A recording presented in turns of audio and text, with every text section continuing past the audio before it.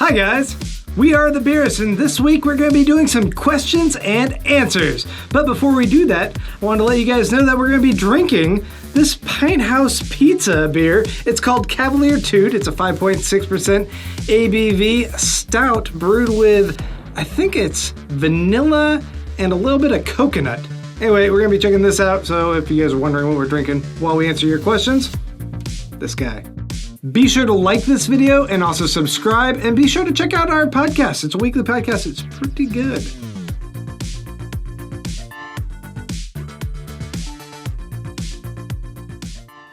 All right, so the first question comes to us from Bjorn Bjornson, who says, what is the most offensive beer name you've ever come across? He goes on to say, my wife thinks my Imperial Stout named Backdoor Darling is quite offensive. Not the name, but the fact that I named it after her. She sounds fun. What about you, Mike? What would you say? I don't think that I want to name the brewery specifically because I don't want to draw that much attention or credence to them, but Sure. There was a Texas brewery that named their Mexican lager Green Card, which... Oh my God. I remember what you're talking about because I think they also did one that was like Stout Lives Matter. Is it this? Black Stouts Matter, something along those lines. Yeah, both from the same place. Oh man. There you go. This next one's from Braden Smith, who says, yo, I'm way new into your channel. Literally watched a video yesterday that directed me to your channel. So this may be an obvious answer to someone who regularly listens to your podcast, but my question is this. What is steadily your favorite type of beer and why? Holy shit, did you just do all that in one take? Bitch. I'm sorry. I'm just super impressed. I'm rock solid every time. Well, to answer your question, Braden, I think steadily my favorite type of beer would be anything lager, in the lager family. I think I'm the same. I didn't used to like Pilsners until we started doing this podcast. I was not a fan of Pilsners. That's the thing that's in my fridge all the time. Pilsners. IPAs for me. I like the hazy IPAs. I'm way on the train for them. IPAs or something in the lager category. Pilsners. Yeah, that's probably it. It's what we like. All right, our next question is from Caitlin Johnson. It's a two-parter. First question is, are any of you on Untappd? Grant, are you on Untappd? I am. Baron Von Grant. Oh, I am also on Untappd. It is Roco-Cola. There'll be a nifty little graphic underneath it so you can follow me. I check into a lot of the beers that we drink on the podcast. I barely check into it, but I'll do it like once every couple months. You gotta do it for the fans. Yeah. Rubio and I have accounts, but we don't really follow through with anything. And I decided a long time ago at around 1,500 unique check-ins that I didn't need a paper trail for my alcoholism anymore. Mike definitely never follows through on anything. This is true. Hey, fuck you. And then part 2 of the question says, do any of you guys use a beer log or journal to keep track of the beers you try? That's a really big yes for me. I brought some visual aids for y'all. Because back in the day, I like to do some, I guess, scrapbooking. But I have this awesome journal from Moleskine, and it's made for tasting beer. Like, it has all these different tabs, and it has all these different things where you can put in styles, where you bought them, your little tasting notes. You could even do a little flavor wheel, but I like to fill it in with notes, and also some stuff from beer dinner, some labels of different beers I've tried, just as a way to keep track of my quirky little fun stuff. This looks like a murder book. It's a little murder booky. Is that someone's tooth? This one's from James McDonald. He says, hey, love the show. Was it difficult learning how to be yourselves when starting out? And did you start out with good equipment for recording? Yes and no.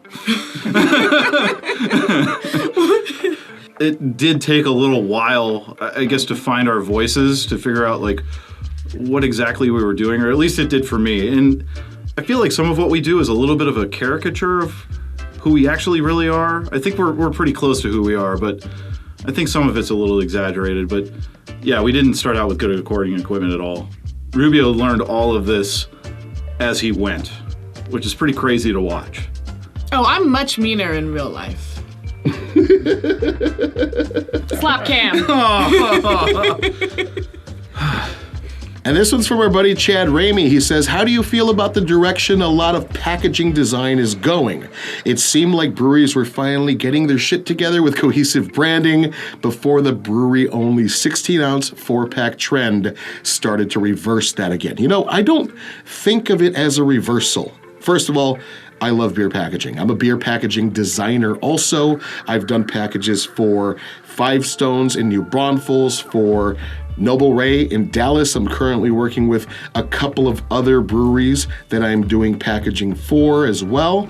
And I think the 4-pack 16-ounce cans that have permeated the market, mainly with hazy IPAs, have their own kind of equity built in. When people see those cans, even the kind of shitty looking ones, there's a connotation of the beer that you're going to get in those cans. You think it's going to be a special, hoppy, hazy IPA, and that has some innate value in it, even if the design isn't quite as polished as what came before it. So there's a function to it, and I think people are really smart about how they're utilizing that. So I don't think that's a backtrack or reversal at all, and I think that beer design is getting sophisticated in that way like it never has had to.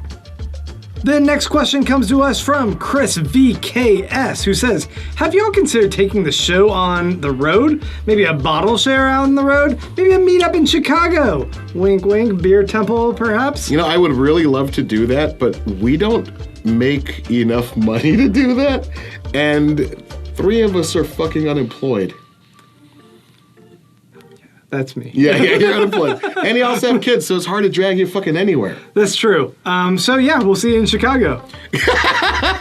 No, what? I'm the employed one. Yeah, go. It's real weird. But I wish I had more money to be able to do that with patreon.com/thebeerists. All right. Oh, geez, this one? Okay. This one comes from Samuel Lancelot. It seems like alcoholism is a problem in the craft beer community that isn't discussed at the lengths that perhaps it should be. What is your guys' perspective on the abuse of alcohol in our hobby? I mean, this one hits close to home for me. I was drunk from, 30 to 32. And I think everybody else would probably attest to that. Yeah, I got alcoholism running in my family. I try to be conscious of it, at least personally. Yeah, no, it's a problem, and it's easy to, mask this problem being that it's a hobby. I mean, maybe there's a bit of an illusion about how much we are constantly drinking, us being beerists, but I mainly contain most of my drinking to this show, actually, and a little bit on the weekends occasionally. I'm not really sure how to answer this question. Yes, I think it is a problem that we have in the community. I'm not sure how we can address it or how we can tackle it, because like Mike mentioned earlier, it kind of gets masked or disguised by this hobby, by this, let's drink all these new beers, let's just get drunk. And having worked in the service industry for a really long time, it's just so prevalent. I know that people who work in the industry, brewers especially, are constantly drinking, and they're having to drink to, give tours and to show that they like their own beer, and working with other breweries, doing collaborations. They're all constantly drinking. So I'm aware of it, but not sure of how to tackle the issue of it. I mean, mental health in general isn't really, it's not really discussed a lot in mainstream media or in media at all. So hopefully once that gets discussed more, we can start to really work with this problem of alcoholism and even depression in the craft beer industry. No, it is a very rampant problem, and it's not something that I've seen as a problem just with me. but with a lot of other folks in the community. And I don't think it's talked about that much. Yeah, I agree. It's a terrible problem, and I think that should be a little bit more at the forefront of discussion of the craft beer community. I am lucky because my input into the craft beer culture is this podcast, which I have to only drink once a week. I do drink twice a week. That's pretty much all I do, because I know that I get addicted to things very, very easily. So I restrain myself, and it's difficult for me because I love beer so much. But I know that this is a problem. It is a problem. It needs to be talked about. And there's no, like Anastacia said, no simple solution. I don't even know how to approach making the suggestion of how things should change. But yeah, this is a much bigger question than any of us can really answer.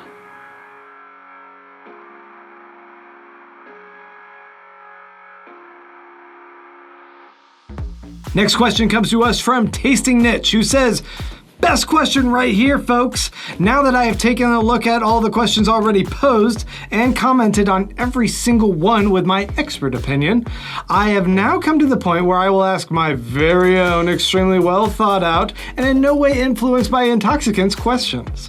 How will you deal with trolls? That's the first question, Mike. Oh, man. I've had at least one or two. Yeah. One was a gentleman that kept harassing me about listening to fucking Evanescence. Thanks. Really, the way that I should deal with trolls is to head you fuckers off at the pass from spreading bad info. I didn't ever fucking listen to Evanescence, guys. Anyway, I blocked that guy on Twitter, and then there was another guy that accused me of having alt-right leanings. Accurate. It was me. Yeah. It was mainly me doing that. You vowed to just podcast with me every week, I think. Yeah, that's... I ended up blocking that person, too. I didn't know where any of that was really coming from. Yeah, I've encountered this a little bit, too. I think that when you just have these people just trying to obviously poke at you for a reaction, it's so much easier to just go ahead and block them than to get too worked up about it. It's not that big of a deal. I think, everyone's just wanting to get a rise out of everyone, and that's part of our current culture. Fuck you, This one comes to us from Shane Connolly. Since starting the podcast, are there any beer styles you've come to enjoy more, and are there any that you're getting tired of? I feel like I've really come around to, again, anything in the lager family, Pilsners, but especially Kolsch. Oh, yeah. I've really come to appreciate a good Kolsch. I'm the same way. Kolsch and Helles for me. Oh, God, were Helles, things that yeah. I would never give them the time of day until we're kind of a couple of years into the show. Forced to drink everything and anything that you provided for us. Yeah, and the one beer style I'm kind of getting tired of are the really rich sour beer. Like the thing that's maybe aged in a bourbon barrel, the thing that has a ton of wood, a little bit of sweetness, and a lot of body. I like the lighter sours a lot, but those bigger, thicker ones, not my thing anymore. I think in the same vein, I'm tired of any style that goes too adjunct heavy. I'll drink an Imperial Stout any day, but once you start putting 16 different kinds of cookies in it, Yeah. shut her down. Yeah, that gets It's too much. Yeah. It's too much. You can't even taste the difference. So when we first started, I hated sours, was just not on board with them at all, and now I've come to love that style. In terms of ones that I hate, or I'm just getting more tired of, I'm gonna say it's hazy IPAs. It's just having them all lined up back to back to back, it's really hard to discern one brewery or one beer from another. It's too ubiquitous. The style's just drained the life out of, the joy out of that beer. And I get fucking tired of being asked for them at fucking work. I don't have that problem. I don't have a job. Our next question is from Chew Your Beer. Okay, what's your favorite beer used as an ingredient for a delicious meal? The simple answer is, anything malty. / anything you're drinking in your cup while you're cooking. Da, da, da, da, da. Boo, boo.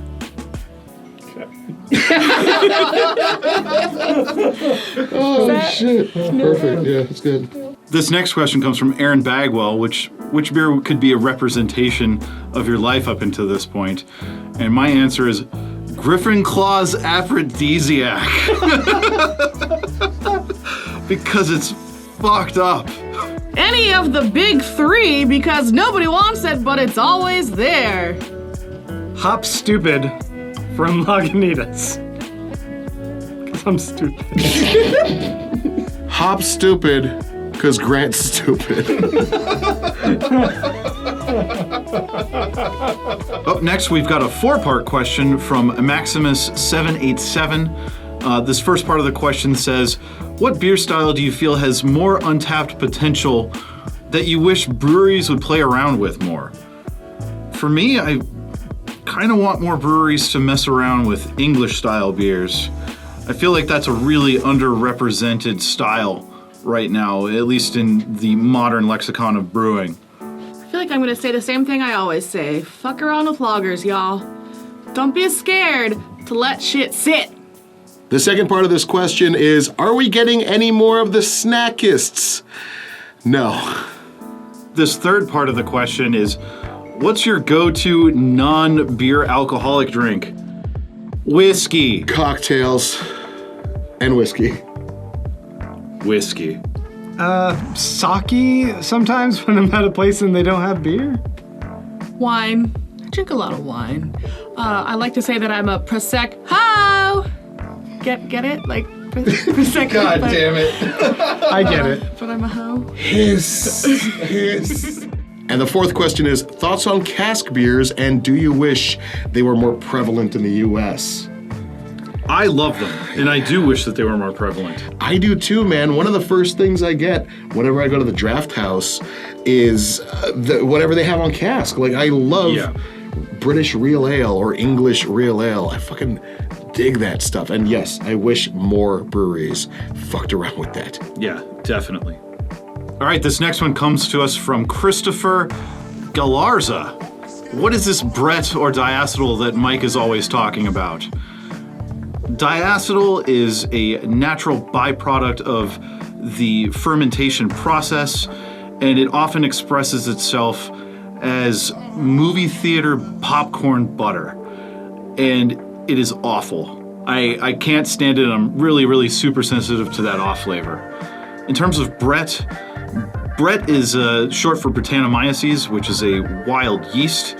It often produces a pretty wide range of flavors, most commonly going to be rustic, dry, barnyard, horse blanket, sometimes pencil erasers, or pepper. It's kind of all over the place. This next question comes to us from Max, who says, how much are the episodes edited? Is there some sloppiness and rambling going on that we are missing out on when you get towards the recommendations? No. We've never made a mistake. Oh, there's some kind of magic alchemy that happens when everybody has been drinking and we're trying to make a show that other people not in the room can understand. Yeah, there's a lot that gets edited out, and nothing of substance, really. I mean, the stuff that gets cut out is a lot of dead air, a lot of ums, uhs, filler words like and just, and... Sorry! Yeah, that's Mike over there.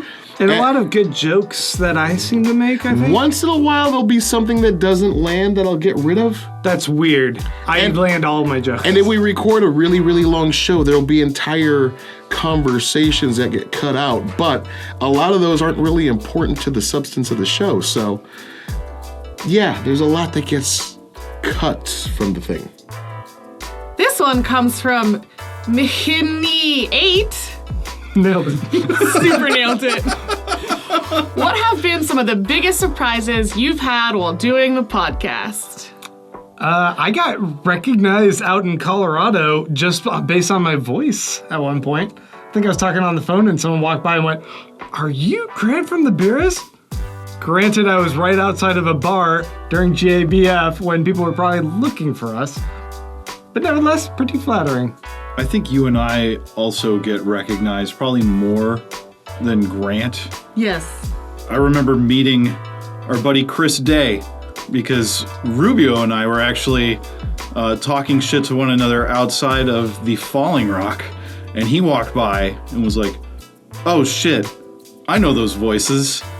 It's bizarre, but I still get recognized at least once or twice a week, every day at the bar that I work at now. It's still weird every single time it fucking happens. Yes, I have been recognized for my voice at the bar I used to work at. Mainly because I was yelling at somebody and cussing a lot. But what I feel like the most surprising thing about doing this podcast is how often Grant is shirtless. I never expected that. Surprise! This time. Oof. Because I haven't taken it off. That surprise has worn off a lot over time, though. Robert Beamer or Bemer, I don't know what that says. Robert Bemer says, what's the hardest part of doing the recordings? No, you actually have to finish the There's question more. because it does that. You really- Keeping up with the reviews of everyone else or keeping Grant in line? It's me.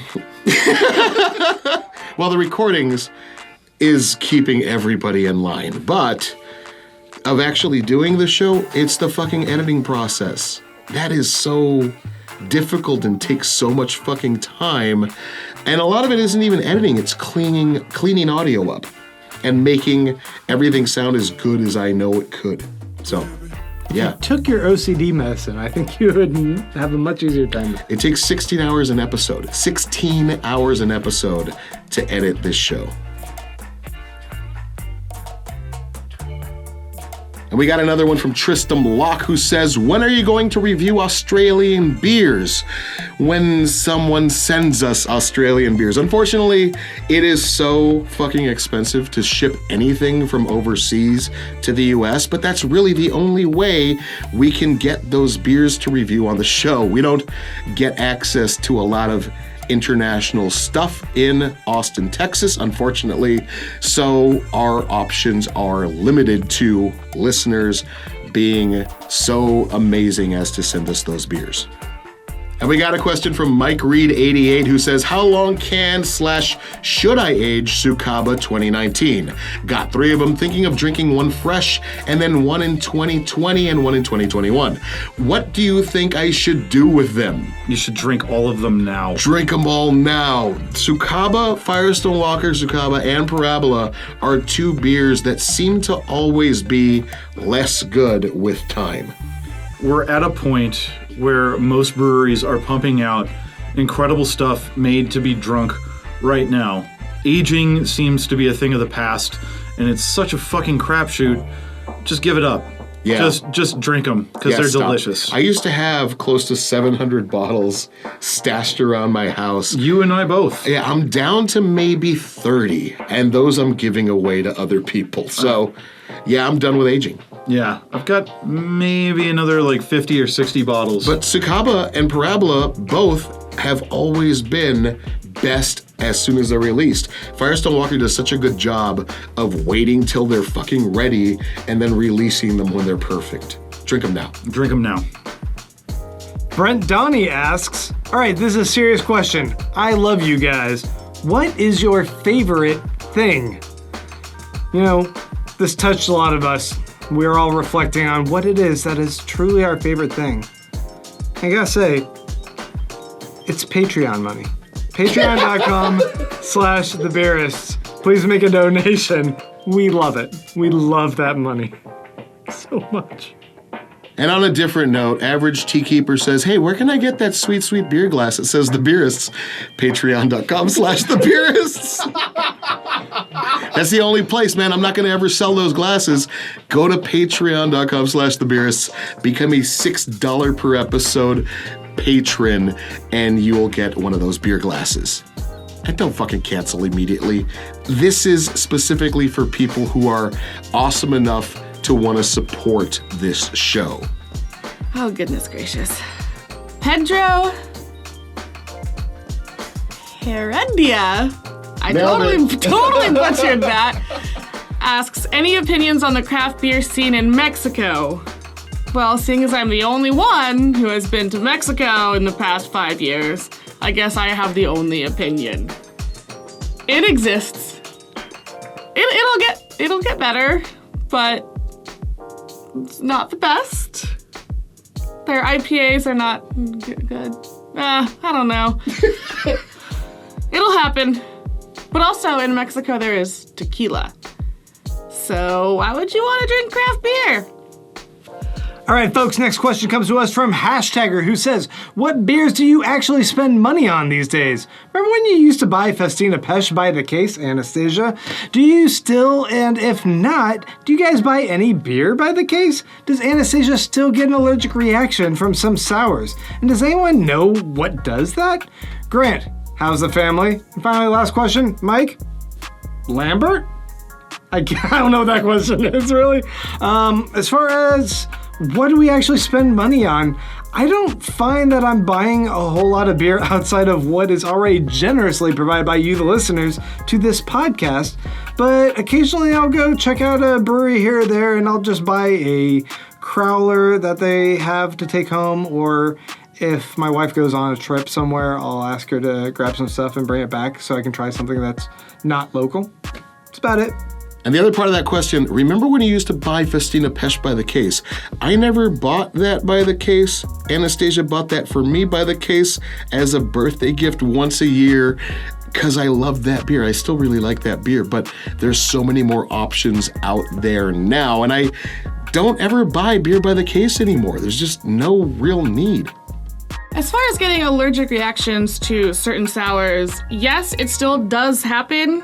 I don't know why that happens, and it's never the same beer. It always seems to happen randomly, and it's very, very annoying. Hi, Nick. That last part of it is Lambert? Ron Kretz says, do you think the desire to always try something new degrades our ability to enjoy a good beer that's been around for a while? Point, counterpoint. Yep. Mike, I would say, in a way, yes. I think that there's so many new beers to try. We're just inundated with all these different things. And I think there's a natural human compulsion to want to seek out whatever is new just for that change in pace, that different experience.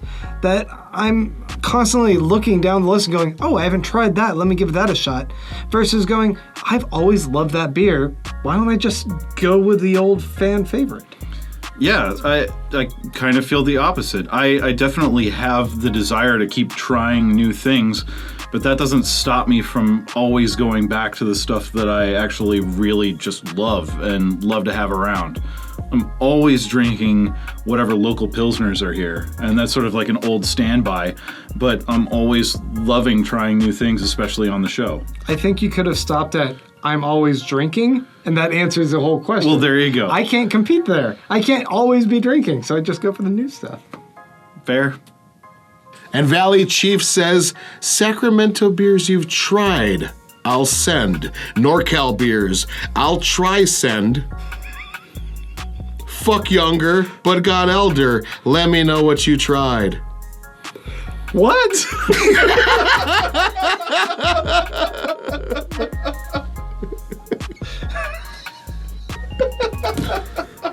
That's good. That's good. Different answer. All right. Michael Lane asks, how do you determine what styles of beer you want to pair with food? The simplest answer is to read Garrett Oliver's Brewmaster's Table. He talks a lot about beer and food pairings. The biggest takeaway from that book, however, is deciding if you want to contrast with the dish you're pairing your beer with, or if you want to complement. Once you decide that, it'll be very easy to pick a style of beer for your cuisine del delicious food. Brewmaster's Table. Greg Goes Rawr has the next question. This is, what is each of your go-to beers? Like, you just got off of a long day of work, and what six-pack do you reach for? What you got, man? Live Oak Pills. Now that it's in cans, Electric Jellyfish from Pine House Pizza. You're like the other two guys, mine's local as well. ABGB Rocket 100 has been phenomenal. ABGB Rocket 100 or their Hell Yes are both great. I've never seen those beers in your fridge. I buy crawlers of that like every other week. My answer is the simplest answer. And that would be whatever the fuck is in my fridge. Sometimes it's beer, sometimes it's wine, sometimes it's Mad Dog 2020. Sometimes it's mayonnaise. Oh, I don't really drink mayonnaise though. Not usually. Sometimes. And then Alex Braddock posted his question. Hell yeah, Rubio. Hell yeah, Alex. I've listened way back to episode 3. When was Grant's massacre? What did I miss? What was that? It was when you did all that shit in apartheid. Didn't happen. Did not happen. It happened. All right, this next one's from Sir Mark Pellicle. Can you talk more about your experiences with off flavors in beer? And then also, the beer industry's take on providing a product that is increasingly reproducible and consistent with style guidelines. Sometimes I forget that I used to be really important at my old job, and I would do things like buy beer from different people that made beer. And anytime we had a problem with off flavors, the first thing I would do would be to call the brewery rep if they had one, and if the brewery did not have a specific rep, I would call the distributor of the brewery and pretty much yell at them and say, hey, this product doesn't taste the way it's supposed to taste, and they would either come and try it themselves and provide us with a new offering or a new keg or a new case or whatever, or they would just be like, it's beer, it's unpredictable, and then I would yell more. Also, just speaking towards beer off flavors in general, there was a number of times where we've done Siebel off flavor tasting kits in the different bottle share groups that we've had around town, and that gave me a lot of insight into off flavors with beer, and that's something that I still try to develop even at my new job, where we do off flavor tastings on pretty much a weekly basis. Wyatt Foth asks, does Mike still have his dreadlocks?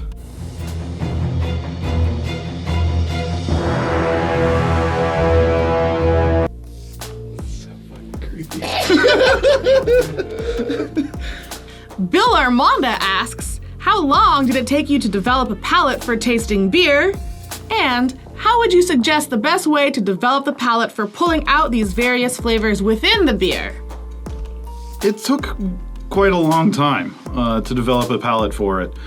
And one of the things that I used to do most often was I used to go onto Beer Advocate and read the reviews from other people while drinking beer, and then seeing what keywords they actually used while they were describing that beer. So then I would go and actually write out my own reviews and try to pull out things just mimicking exactly what those guys did online. And it took a little while, but I started to actually tie those things together in my head, and then that allowed me to actually like talk about it and have a vocabulary for it. 3 things. Eat everything. Yeah. Go to the grocery store and be the weirdo that's like, what's this weird Buddha's hand fruit? And buy it and try it and hate it or love it.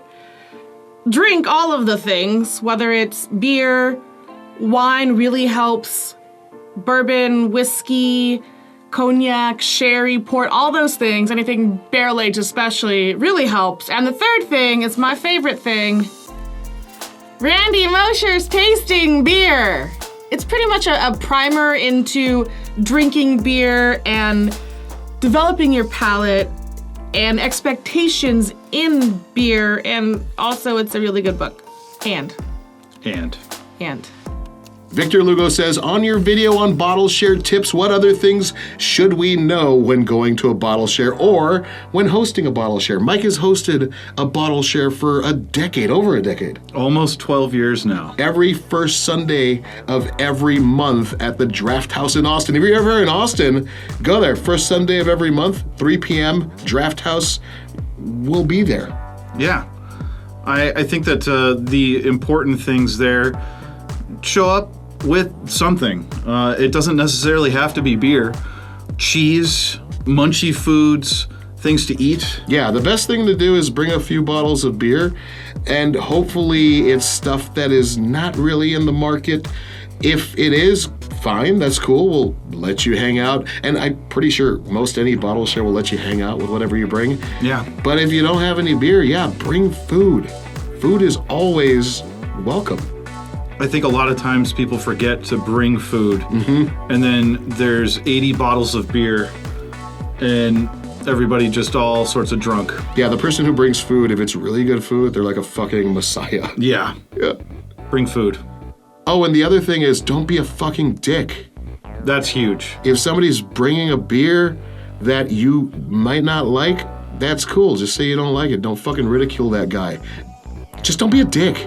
Yeah, that's huge. That goes a long way. Oh, and if you have a designated driver, that's also really important. Rock Duton asks, do you have a favorite American beer? No. Do you have a favorite Belgian beer? No. Do you have a favorite Dutch beer? No. What's your favorite style overall? Hold on. The answer for the Dutch one's La Trappe. Yeah, that. No, actually, yeah, the Koningshof. No, he's right. That's the only one. Favorite beer style overall? Man, sort of a toss-up between Pilsners and IPAs. I love both of those and can just drink either of those all the time. Mark Rady says, when are you going to take a week off, Rubio? I've not had a week off. Hold up. Okay. Are you scared to let Grant's personality shine? I've not had a week off in ages. We did take one episode recording off because we were all sick. But aside from that, I haven't, and I don't plan on it. Are you scared to let Grant's personality shine? Yes. He's very much terrified of this. You leave. I'm taking over the Beerists. I got this, folks. Don't need him anymore. I got this. You and me. I'm not scared of it. I just know it's not going to be as good. He's right. We all know he's right, Mike. You don't have to say that. Oh, and from Steel Warriors 115, favorite cigar? Well, since I'm the only one who does that, anything by Pete Johnson and Don Pepin Garcia, Tatuaje Cabaiguan, El Triunfador. I still have some of the original El Triunfador Lanceros, which are amazing. I also really loved, as far as Cuban cigars are concerned, Vegas Robaina, and I still have some of the number 2s that he actually helped to roll before he died several years ago. So, yeah. Okay, we get it. You like cigars. I'm a big cigar nerd. I'm sorry. I prefer the tobacco of Esteli Nicaragua over any other tobacco. And, check out my friend Skip, Roma Craft Tobacco. He's making some really, really great stuff in Temperance. Neanderthal, Cro-Magnon, those are fucking great. They're not available everywhere, but if they're available in your area, try those. Anastacia, Nick Cortez asks us, which styles of beer do you wish were in existence and why? What a dumb fucking question. Really dumb question. I mean, are any of us really in existence? Harry Potter beer, though. I want a Harry Potter beer. 100%. Yeah. All of the Harry Potter beers. The Slytherins and the Hufflepuffs. No! I think you cut Give me. us some Voldemort ales. This next one's from Reese James, and it asks, why do I'm Reese James, bitch!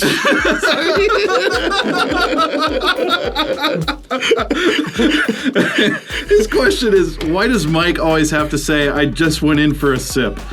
It's so annoying. I know. I have catchphrases, lots of them. I lock into a thing that I say, and then I just kind of keep saying them. But I think to a larger point, we need to have some sort of reference to transition between things. Yeah, if we are smelling a beer and describing the aroma for a beer, you need some kind of signal that tells you that we've moved on from describing this thing to describing this thing, right? We need to be able to cleanly articulate when we've stopped smelling it and started tasting it. And the way we do that is say, hey, I just had a sip of this beer, and here's now everything after this, what it tastes like. Mike, like he said, has one or two ways of saying that and just says it. And oftentimes, it's you or I that's leading us into that next thing. Yeah. And I wish Anastacia, she brought a bunch of books. I wish one of them was a thesaurus to hand to him. Matthew St. John asks, I know it's popular to hit on the big three. I think he means shit on the big three. Like take a big steaming dump on them. I have to go take in a hit right now. Oof, yeah, me too. Race ya. We should probably finish the question first. But have you considered doing an episode where you break down why they're bad? Well, we did. Which episode was it? Episode 300, actually, I believe. We did the big three on 300. Wherever. Can I just push you into the pit? Yes. Perfect. Please do. The next part of that question is not just the taste, but what it is they are lacking in comparison to craft beer. I think we actually did have a bit of a discussion on the differences and what's going on with those beers and why they're appealing to general audiences and what has changed in... I don't think they're lacking anything. It's beer. But some people might also have some problems with the practices of those companies. That's a lot of craft beer, though. Ooh. And this next one's from Pietro, who asks, what's the best beer store in Austin? Witchcraft. Duh. Oh, fuck you. Juliano Atanobana. I think that's... Juliano Ataboni asks us, if you were to give a guy that doesn't have a lot of money but loves craft beer some hints, what would you say is the best way to look for and buy beers in your market? Should you look for bigger chains or try your market's home brews? Get a job in the industry where you then don't have to buy drinks anymore. Done. That's a good way. In the same vein, I would say go to pint nights or anywhere that you know the brewery or a brewer or a representative of the brewery will be present, because usually the drinks will be discounted and then you can schmooze with all the neckbeards and white dudes. Yeah, getting on a first name basis with a bartender is just a life pro tip that everybody should take. But yeah, start with local stuff. Joshua Murray says, how important do you think the effect of priming is in beer tasting? E.g., if I tell you there's cocoa notes in this porter, how much more likely are you then to taste cocoa, whether it's there or not? 100%. You are very, very influenced by all of your expectations when it comes to tasting beer. I hate it. I don't like reading flavor notes. I don't like people to tell me what's in my beer. I like to have an unadulterated sip first, and once I've had a sip, maybe 2 or 3, then you can give me your spiel and tell me all your cacao bullshit. A lot of listeners have asked us to do blind shows, lots of blind shows, and this is why, because we are very influenced by our expectations. Unfortunately, that is kind of not how it works in the real world. We're always influenced by the label, by the stuff that the label says, by our expectations from the breweries, everything. So doing something blind while it filters for that sort of thing isn't the way anybody else tastes beer out there, generally speaking. So yeah, we are all very, very well influenced by all this stuff. And I think it is also important to our evaluations. To counter the effects of priming, you could go everywhere with a blindfold and earplug, so you don't have to see or hear what the dumbasses around you are saying. Aurora Bennett's got a question for us. How do you break into the craft beer industry? And both of us are in the craft beer industry. Hit rock bottom. Go without a job for a little while and then make friends with people in the industry and hopefully they give you a job. That's pretty much what happened to you, is that you got your life turned upside down by a divorce, and then you lost your job at some point, and then you kind of capitalized on the equity that you built yourself in craft beer, putting on these tastings and showing up to every event and doing all those things. And once you kind of needed it, those folks were kind of out there for you. Yeah, no, I think I put it maybe a little too simply. But yeah, having had those tasting groups and getting to know people and being social just within the beer scene really did a lot to secure me a job. And me, I've been a graphic designer for like 25 years. And you hit rock bottom and then lost your job. I did. And then you started, after a couple of years of not working, securing some design gigs. You know what? Scratch everything else I said to fill all that in. He had it right in the beginning. So yeah, hit rock bottom. So yeah, that's all we got for our Q&A. Thank you guys so much for submitting all your questions. Again, like this video, subscribe to this channel, subscribe to the Beerists podcast at thebeerists.com and on iTunes, on or Apple Podcasts, I guess it's called now. And what is the other thing? I don't know. Google Play, Stitcher, I think we're on, Spotify. Oh God, yeah. Whew. Thanks, everybody.